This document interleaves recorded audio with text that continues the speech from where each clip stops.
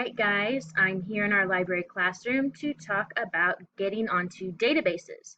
And this should be review for most of you. And to make it easier, I have linked our database login page to the globe. So if you'll click on the globe in your Google Classroom, you can type in the password. And if you'll remember, the password is START, no capital letters, all lowercase. So I'll give you a second to type that in.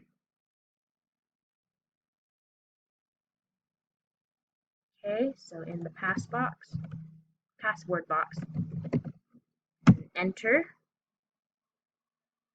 And the database that we're going to in particular, teachers have asked me to point out, is Culturegrams this time.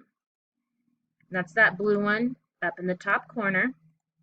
All right, and you're going to click on World Edition. It's got this big globe on it, which is why I hooked it up to the globe in our classroom.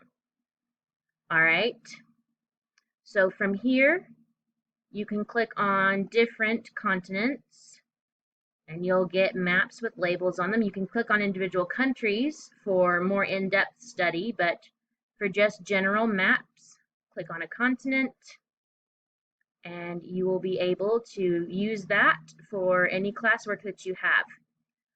If you have any questions, send me an email. Have a great day, guys.